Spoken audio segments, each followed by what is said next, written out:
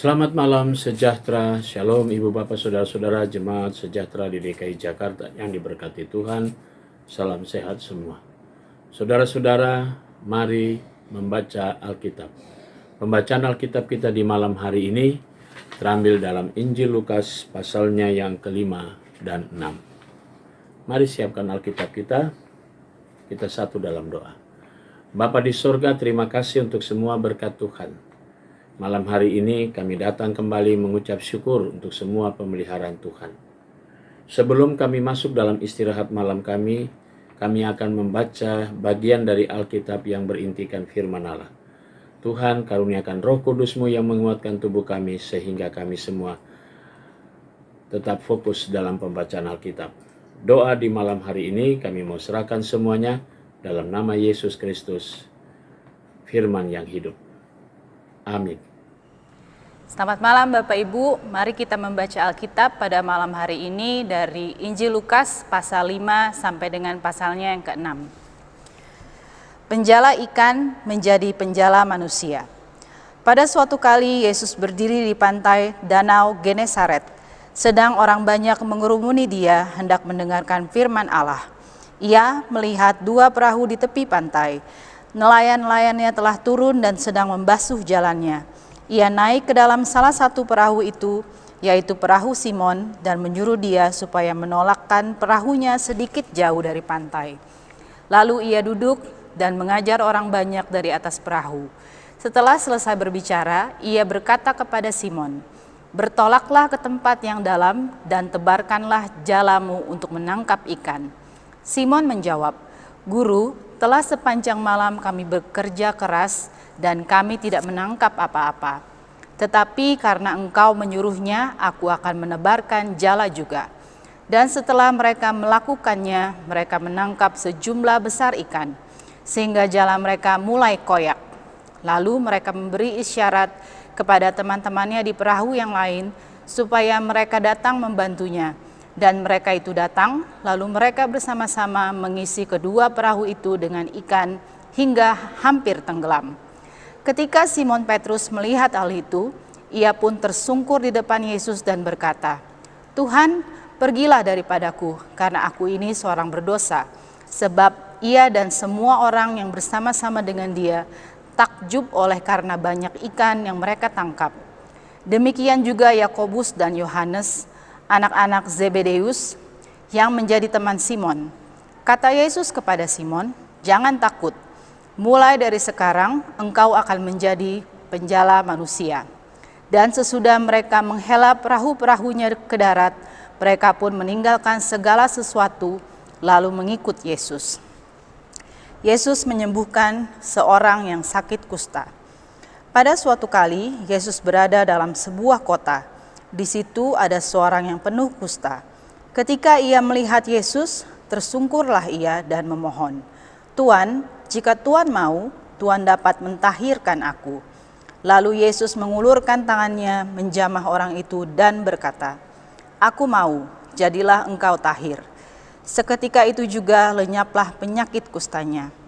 Yesus melarang orang itu memberitahukannya kepada siapapun juga dan berkata, "Pergilah, perlihatkanlah dirimu kepada imam dan persembahkanlah untuk pentahiranmu persembahan seperti yang diperintahkan Musa sebagai bukti bagi mereka."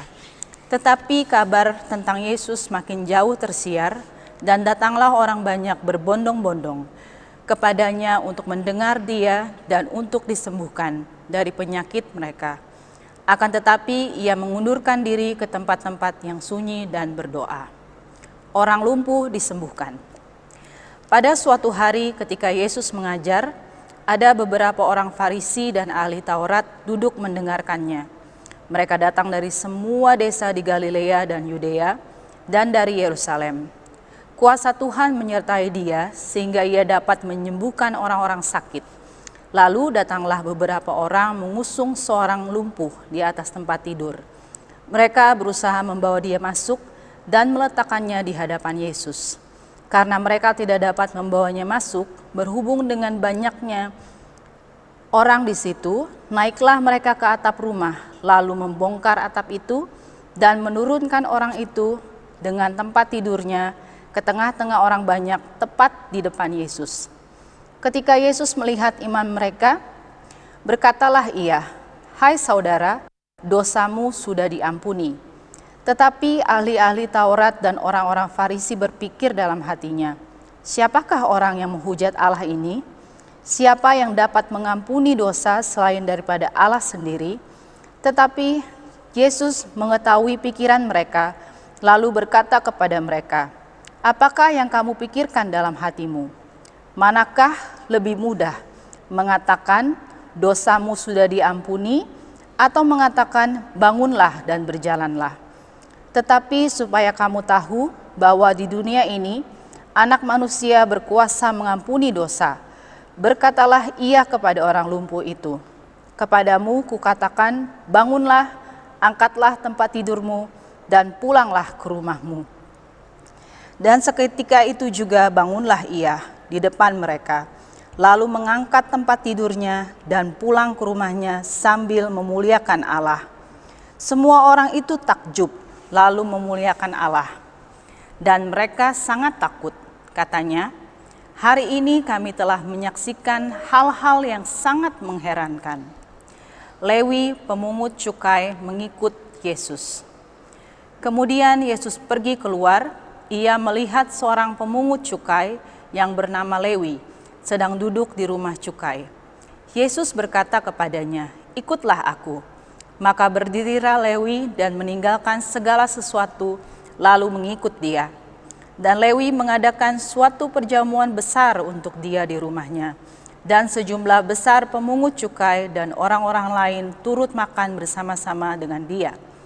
Orang Farisi dan ahli-ahli Taurat bersungut-sungut kepada murid-murid Yesus, katanya, "Mengapa kamu makan dan minum bersama-sama dengan pemungut cukai dan orang berdosa?" Lalu jawab Yesus kepada mereka, katanya, "Bukan orang sehat yang memerlukan tabib, tetapi orang sakit. Aku datang bukan untuk memanggil orang benar, tetapi orang berdosa, supaya mereka bertobat." Hal berpuasa. Orang-orang Farisi itu berkata pula kepada Yesus, "Murid-murid Yohanes sering berpuasa dan sembayang. Demikian juga murid-murid orang Farisi. Tetapi murid-muridmu makan dan minum." Jawab Yesus kepada mereka, "Dapatkah sahabat mempelai laki-laki disuruh berpuasa, sedang mempelai itu bersama dengan mereka? Tetapi akan datang waktunya apabila mempelai itu diambil dari mereka, pada waktu itulah mereka akan berpuasa." Ia mengatakan juga suatu perumpamaan kepada mereka, "Tidak seorang pun mengoyakkan secarik kain dari baju yang baru untuk menambalkannya pada baju yang tua.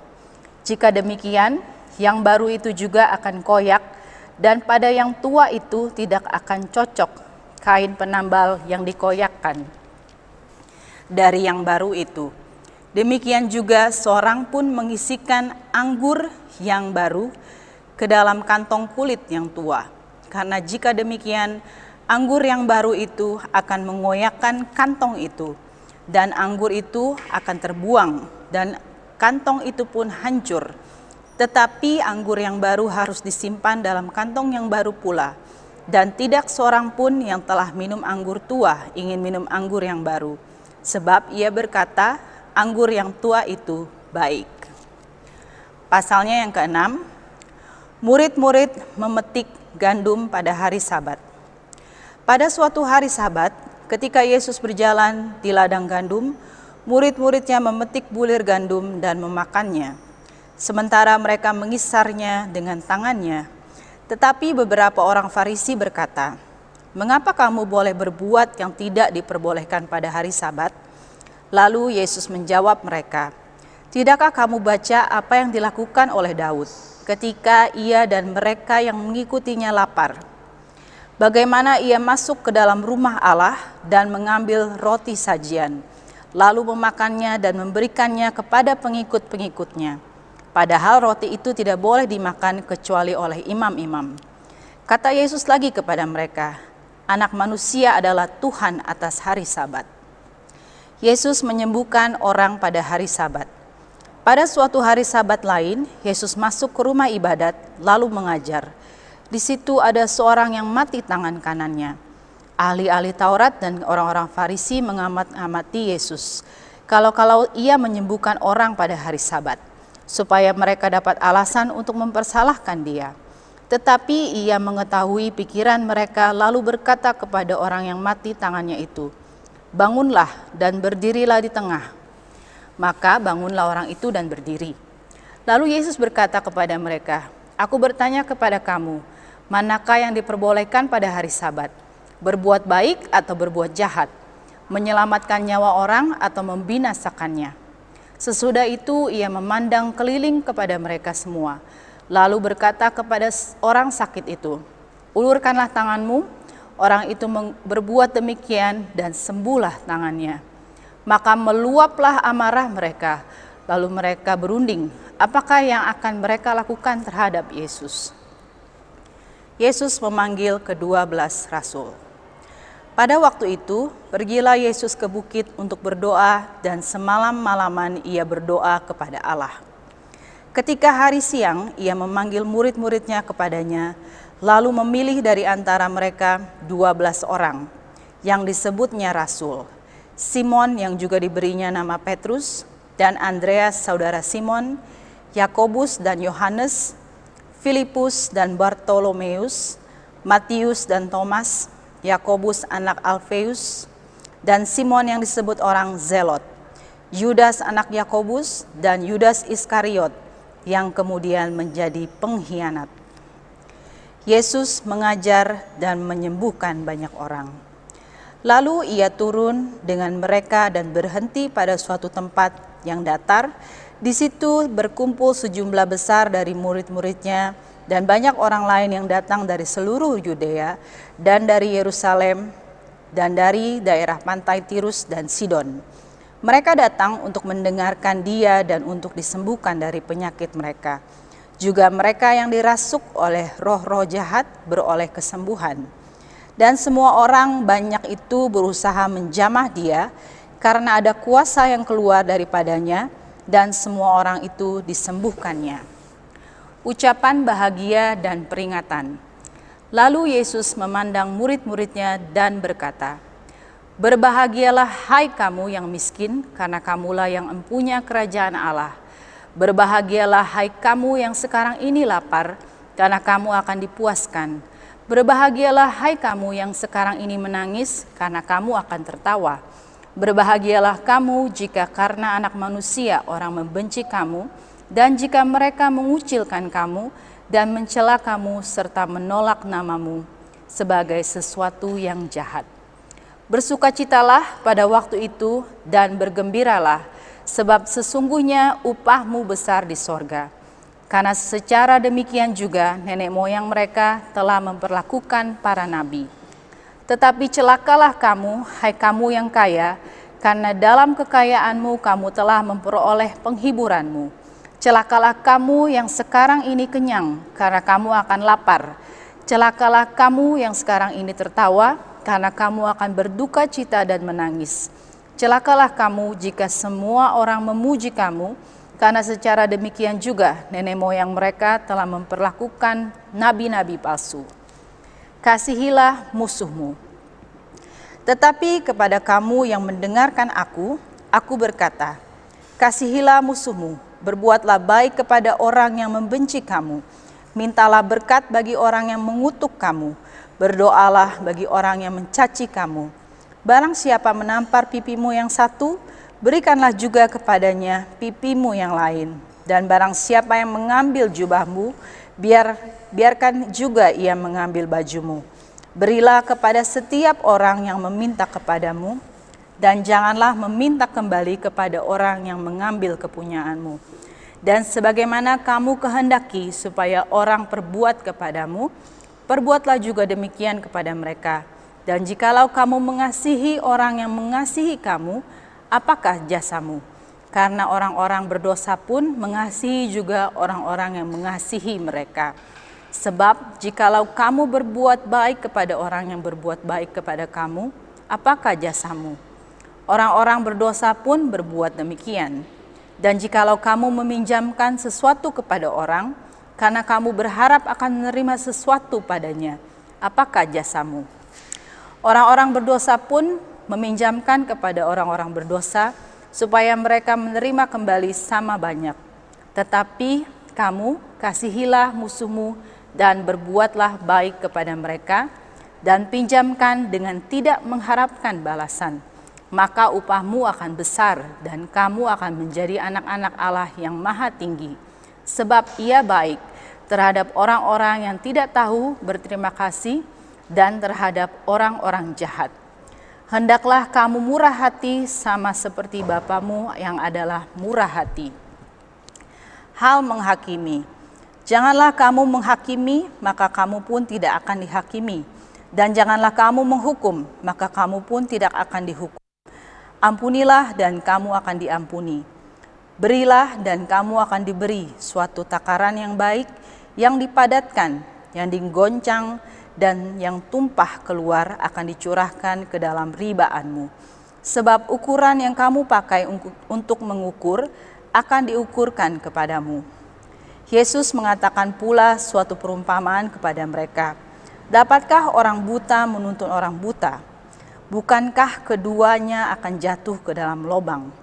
Seorang murid tidak lebih daripada gurunya, tetapi barang siapa yang telah tamat pelajarannya akan sama dengan gurunya.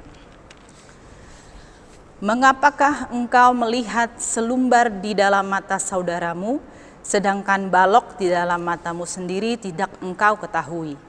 Bagaimanakah engkau dapat berkata kepada saudaramu, "Saudara, biarlah aku mengeluarkan selumbar yang ada di dalam matamu," padahal balok yang ada di dalam matamu tidak engkau lihat? Hai orang munafik, keluarkanlah dahulu balok dari matamu, maka engkau akan melihat dengan jelas untuk mengeluarkan selumbar itu dari mata saudaramu. Pohon dan buahnya. Karena tidak ada pohon yang baik yang menghasilkan buah yang tidak baik, dan juga tidak ada pohon yang tidak baik yang menghasilkan buah yang baik. Sebab setiap pohon dikenal pada buahnya. Karena dari semak duri orang tidak memetik buah ara, dan dari duri-duri tidak memetik buah anggur. Orang yang baik mengeluarkan barang yang baik dari perbendaharaan hatinya yang baik, dan orang yang jahat mengeluarkan barang yang jahat dari perbendaharaan yang jahat. Karena yang diucapkan mulutnya meluap dari hatinya. 2 macam dasar. Mengapa kamu berseru kepadaku, "Tuhan, Tuhan," padahal kamu tidak melakukan apa yang aku katakan? Setiap orang yang datang kepadaku dan mendengarkan perkataanku serta melakukannya, aku akan menyatakan kepadamu dengan siapa ia dapat disamakan. Ia sama dengan seorang yang mendirikan rumah. Orang itu menggali dalam-dalam dan meletakkan dasarnya di atas batu. Ketika datang air bah dan banjir melanda rumah itu tidak dapat digoyahkan karena rumah itu kokoh dibangun. Akan tetapi barang siapa mendengar perkataanku tetapi tidak melakukannya, ia sama dengan seorang yang mendirikan rumah di atas tanah tanpa dasar. Ketika banjir melandanya, rumah itu segera rubuh dan hebatlah kerusakannya. Demikianlah pembacaan Alkitab. Mari kita berdoa. Bapa di sorga, terima kasih untuk semua tuntunan dan penyertaan-Mu. Saatnya kami memasuki tidur malam kami. Kami serahkan seluruh hidup kami dalam tangan Tuhan. Rangkulah kami, jagalah kami, lindungilah kami sepanjang tidur malam kami. Sehingga kami semua dapat dalam pemeliharaan Tuhan dan dapat istirahat dengan baik. Besok pagi kami boleh bangun kembali dengan tubuh yang diberkati Tuhan, sehingga kami dapat menjalankan seluruh panggilan dan pengutusan kami. Kami mau serahkan seluruh hidup kami, dan kami juga mohon ampun dosa daripada-Mu. Kami menyerahkan jemaat GPIB Sejahtera di DKI Jakarta yang diberkati Tuhan tiap keluarga, tiap pribadi. Inilah doa kami Tuhan, terpuji nama-Mu ya Yesus Kristus. Amin. Selamat malam, selamat beristirahat, Tuhan memberkati saudara.